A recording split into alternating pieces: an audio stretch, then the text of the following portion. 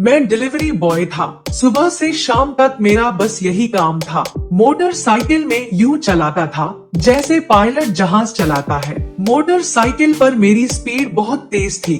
जहां दूसरे delivery boy दिन के 5-6 ऑर्डर पूरे कर पाते थे, मैं 10-12 ऑर्डर्स कर चुका होता था। वैसे तो हम जैसे लड़कों का एक ही रोना होता है, बेरोजगारी और गुर्बत, लेकिन उस पर भी मेरी शक्लो सूरत बहुत खूबसूरत थी।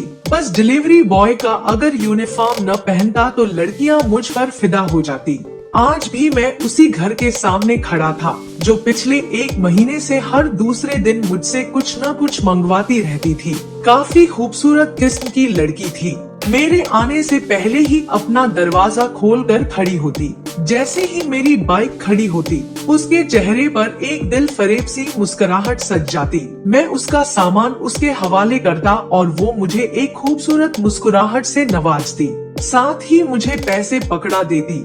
मैं थैंक यू मैम कहकर वहाँ से चला जाता। पिछले 2 माह से यही सिलसिला जारी था। कभी पिज्जा, कभी बर्गर, कभी दूसरा सामान वो मुझसे मंगवाती थी। मेरा फोन नंबर उसने उस वक्त लिया जब फाकिया दूसरी बार भी उसका ऑर्डर में उसके घर पर देने गया। कहने लगी हर बार एक नया डिलीवरी बॉय आता है और मेरे घर का रास्ता उसे याद ही नहीं होता। मुझे उसे समझाने में लग जाते हैं कि दाई जाने मुड़ जाओ, सीधा सीधा आओ, सफेद रंग का गेट है, वहाँ रुक जाओ। लेकिन कमबख्तों को घर का रास्ता ही नहीं मिलता। तुम मुझे अपना नंबर दो, मैं तुम्हें बुला लिया करूंगी। फिर अपनी आंख दबाकर मुझसे धीरे से कहने लगी, तुम्हारी मेहनत से 50-100 रुपए ऊपर दूंगी। मैंने मुस्कुरा कर कहा, जी बिल्कुल ठीक है। मेरा घर भी उस लड़की के घर के करीबी इलाके में था। मैंने सोचा कि इस तरह से मुझे कम पैसों में सामान भी करीब छोड़ना पड़ेगा, पैसे भी ज्यादा मिल जाएंगे। और वो लड़की बेहद खूबसूरत थी और अदाएं भी बहुत दिखाती थी। मैं दिल फेंक किस्म का इंसान तो नहीं था, लेकिन जब सामने वाला खुद अपना आप पेश करने वाला हो तो फिर मुफ्त की शराब तो कारी भी नहीं छोड़ता। 2 महीने तक मैं उस हसीन खूबसूरत हसीना को मुख्तलिफ चीजें देने जाता रहा, इसलिए उससे बात भी हो जाती थी। अब तो वो मुझसे काफी बेहतर कल्लू हो चुकी थी। सर्दियों की रातें थी। उसने एक रात मुझे कॉल की। उस वक्त मैं घर पर पहुंचा ही था। खाना खाकर अपनी चारपाई सहन में बिछाई उस पर लेटकर रजाई में घुस गया। छोटी बहन से कहा कि 1 कप चाय बना। 2 रजाई में घुसकर मैं गरम गरम चाय के घूंट भर रहा था जब उसी लड़की की कॉल आ गई। मैंने वक्त देखा, रात का 1 बज रहा था। मैंने बेजार सी शक्ल बनाई कि अब ये इस वक्त मुझसे कुछ न कुछ मंगवाएगी। मैंने फोन उठाया तो उसकी चहकती हुई आवाज आई। कहने लगी, सर पिज्जा खाने को दिल जा रहा है, प्लीज पिज्जा लाकर दे दो। मैंने कहा, वक्त देखा है आपने, इतनी सर्दी हो रही है। मैं इस वक्त रजाई में घुसकर बैठा हूँ, गरम गरम चाय पी रहा हूँ। आप मुझे बताएं, ऐसे हालात में मैं आपको लगता है कि अपनी रजाई छोड़कर, चाय छोड़कर आपके लिए पिज्जा लेकर आऊंगा?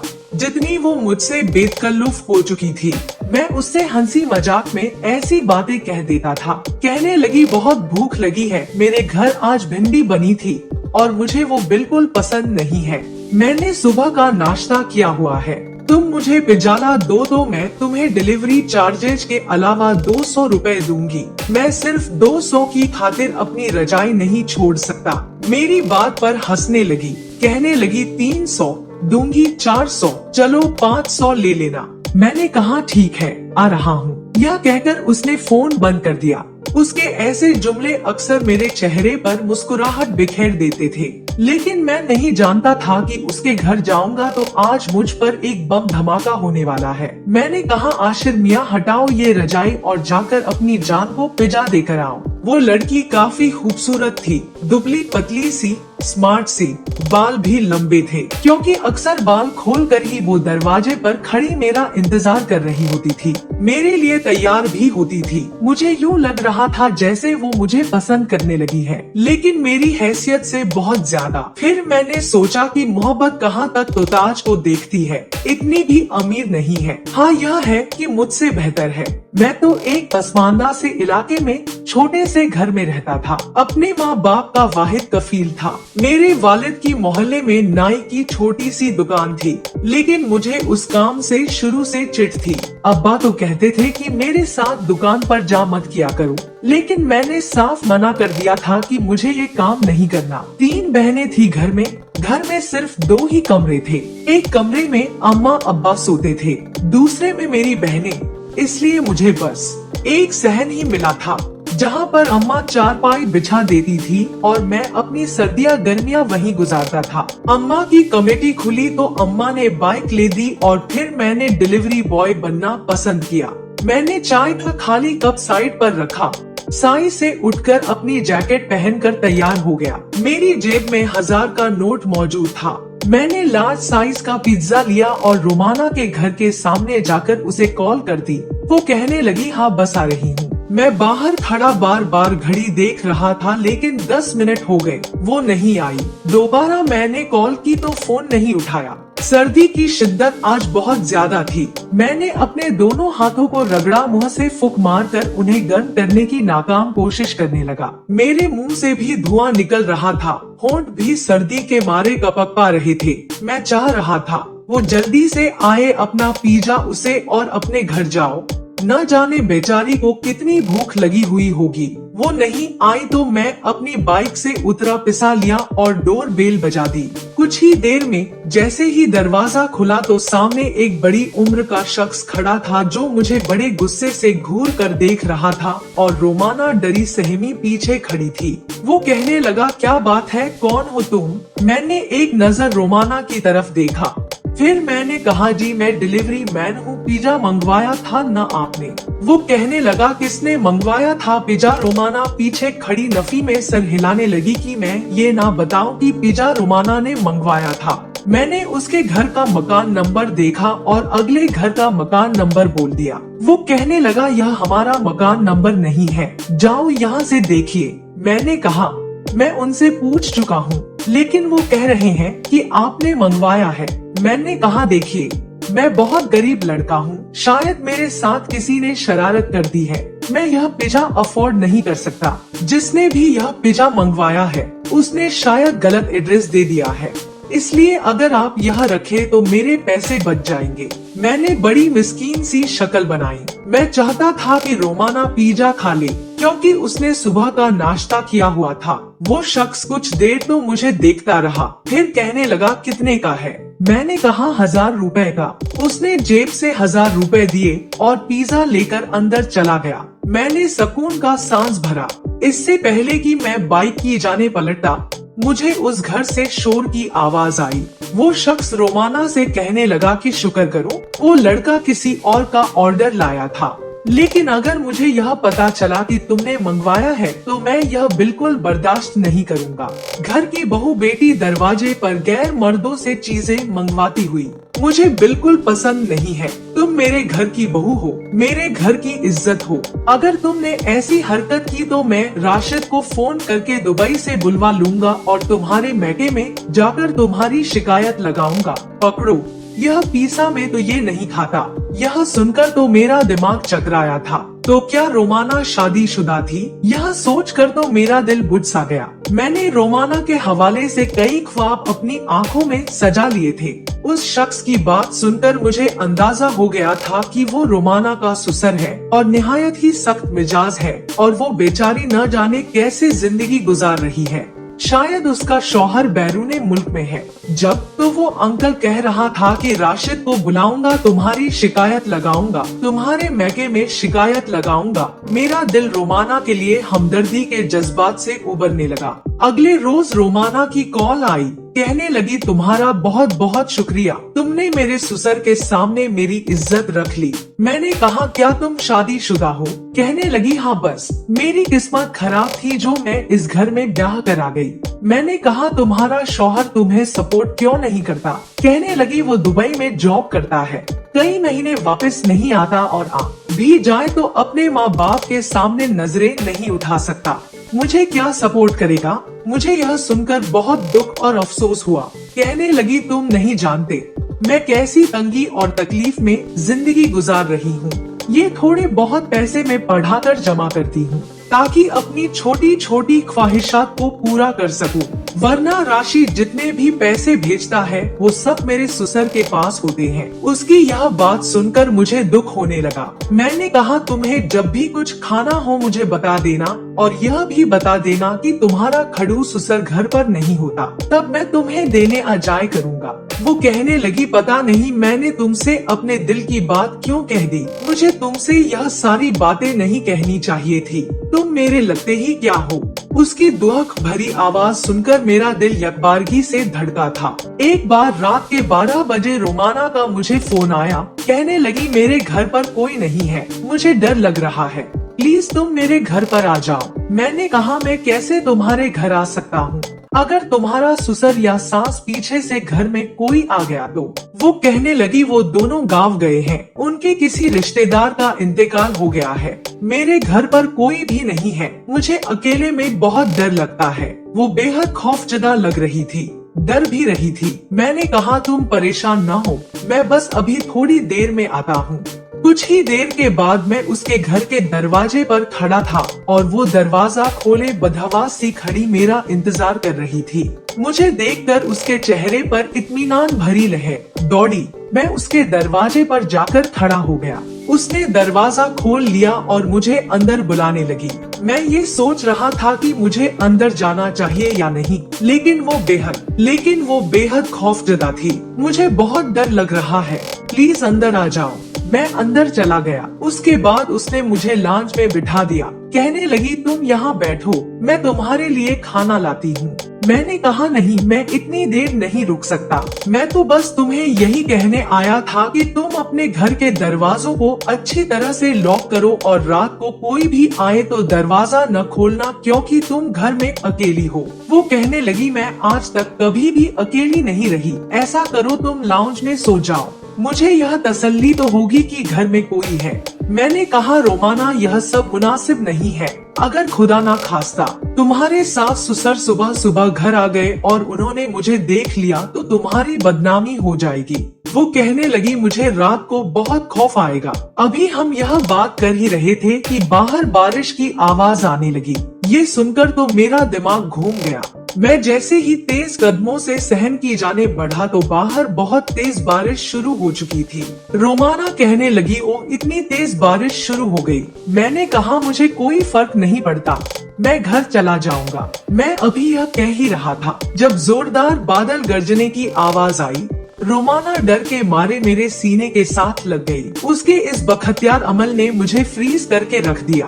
एक करंट की लहर थी जो मेरे पूरे वजूद में सिरायत कर गई। एकदम से मैं पीछे हटा। गुनाह का खौफ मुझे डराने लगा। मैंने कहा रोमाना तुम दरवाजा बंद कर लो, मैं घर जा रहा हूँ। उसने मेरा हाथ पकड़ लिया, रोने लगी, कहने लगी मत जाओ, मुझे बारिश से बहुत खौफ आता है, मैं मर जाऊंगी। आश्चर्य, उसने मेरा हाथ थाम लिया। उस वक्त तक हम दोनों सहन में खड़े, दोनों ही भीग चुके थे। बारिश कम होने के बजाय और भी ज्यादा तेज हो गई। उसका चुफ्तलेबाज बारिश की वजह से उसकी जीनत को जाहिर करने लगा। मेरी नजरों में बेताबी बढ़ने लगी। मैंने फौरन से अपना पहलू बदला, नजरें झुकाए। मैं यहाँ से जाना चाहता था, वरना शायद खुद पर काबू खो बैठा। इसलिए मैंने रोमाना से अपना हाथ छुड़ाया।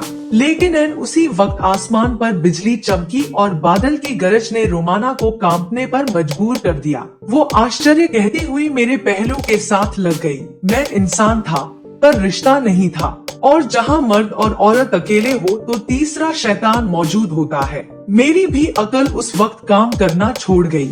बस दिल की धड़कने थी जो उस वक्त रोमाना के दिल के साथ धड़क रही थी, क्योंकि वो मेरे सीने के साथ लगी हुई थी। उसने खौफ की वजह से अपने दोनों हाथ मेरी कमर से जकड़ रखे थे। ये कह रही थी कि मुझे बहुत डर लग रहा है, प्लीज मुझे छोड़ के मत जाओ। मुझ पर बेखुदी सी छाने लगी। मैं उसे अंदर ले गया, कमरे का दरवाजा बंद किया और फिर हमारे जज्बात पूरी आबोताब से जाग उठा।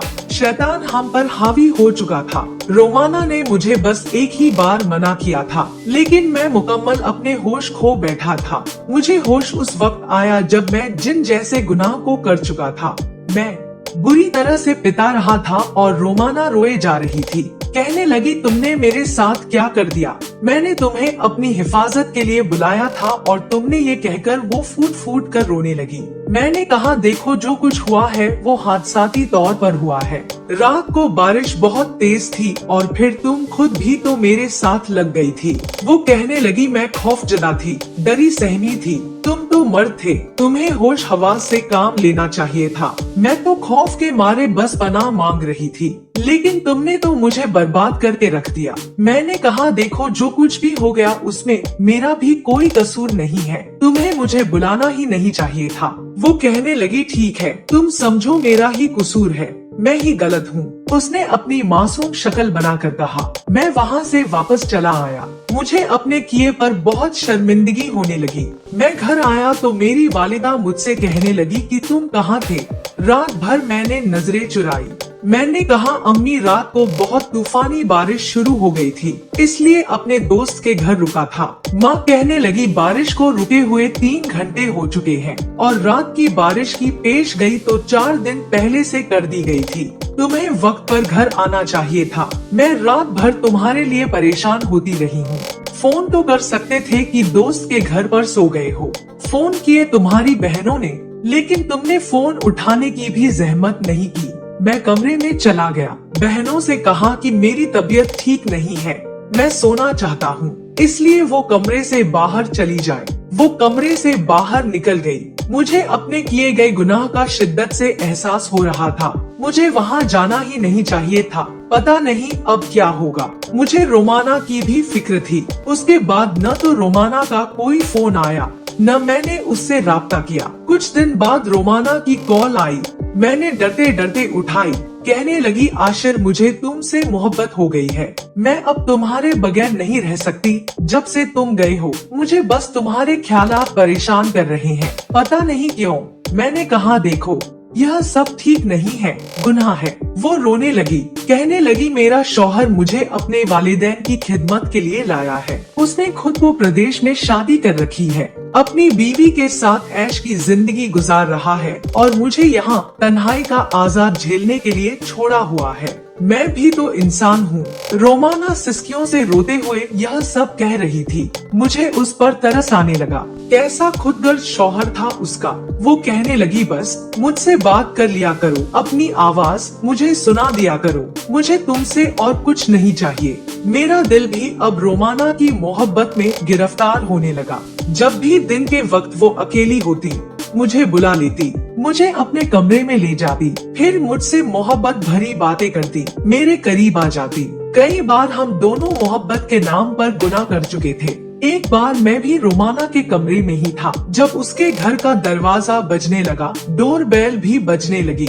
यह सुनकर हम दोनों के रंग उड़े। मैं फौरन ऐसी रोमाना के कमरे में छुप गया। वो भी बुरी तरह से घबराई हुई थी। कहने लगी मेरे ससुर होंगे, जैसे ही वो कमरे में जाते हैं मैं तुम्हें खिड़की से बाहर निकाल दूंगी। मैंने कहा ठीक है। मैं उसके कमरे के पर्दे के पीछे छुप गया। कुछ देर में कमरे का दरवाजा खुला। रोमाना के मुंह से राशिद का नाम सुनकर मेरा दिल धक से रह गया। उसका शौहर दुबई से आया था। कहने लगा मेरा सरप्राइज तुम्हें कैसा लगा रूमी। वो घबराई हुई थी। कहने लगी बहुत अच्छा।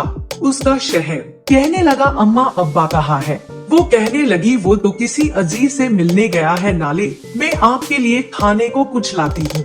उसका शहर उसके साथ मनता करने लगा। कहने लगा रूमी तुम्हारे बगैर मैंने कैसे ये गुजारा है, पहले मुझे यह तो बताने दो। रोमाना का सारा ध्यान मुझ पर था। बहुत डरी और खौफजदा सी थी। अपने शौहर से अपना आप छुड़वाने की कोशिश कर रही थी, लेकिन वो अपनी बेताबिया दिखा रहा था मेरे सामने।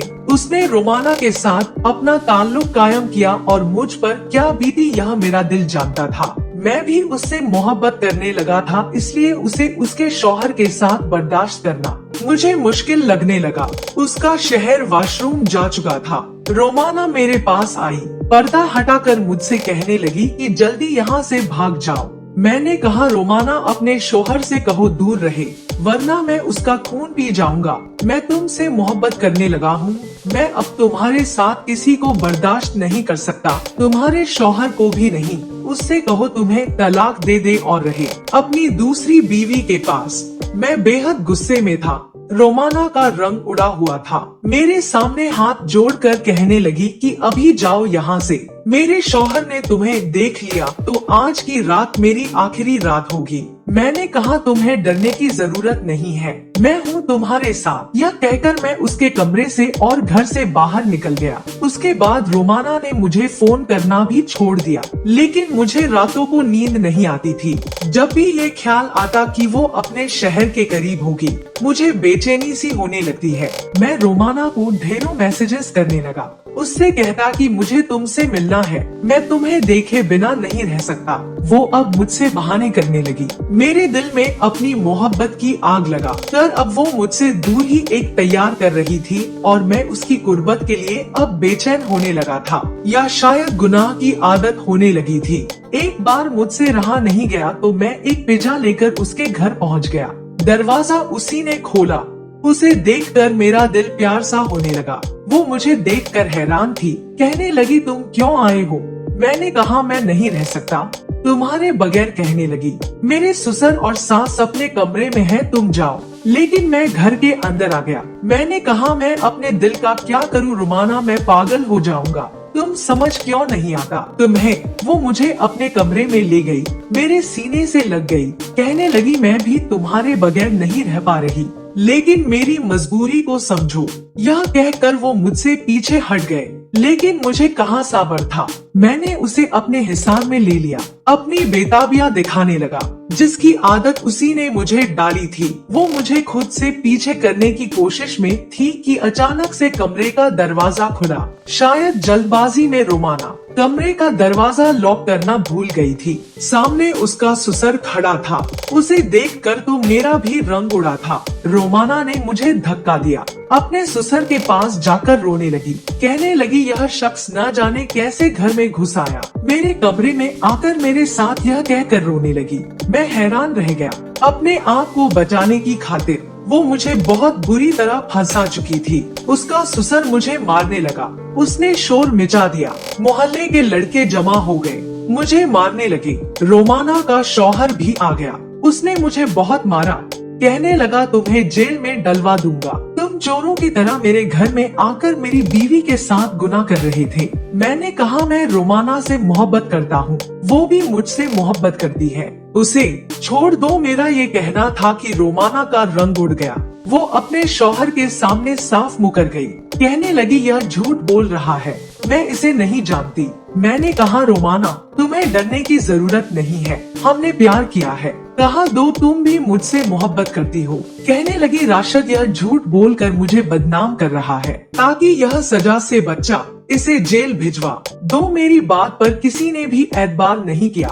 रोमाना कहने लगी ये शख्स मुझे ब्लैकमेल कर रहा था कि तुम्हें तुम्हारे शौहर के सामने झूठा साबित कर दूंगा। वो औरत झूठी थी, मकार थी। उसके शौहर ने कोई दूसरी शादी नहीं की थी। वो हर 2 माह बाद पाकिस्तान आता था। कई बार वो भी उसके साथ दुबई जा चुकी थी। उसके शौहर ने दूसरी शादी भी नहीं की थी और उसे हर महीने उसकी अयाशी के लिए खर्चे भी भेजता था। लेकिन यह इस औरत का शौक था, नौजवान लड़कों को बेवकूफ बनाकर अपना जी बहलाना, और मैं उसकी चिकनी चुपड़ी बातों में आ गया और अब जेल की सलाखों के पीछे बैठा था। मुझे 2 साल की कैद हुई थी।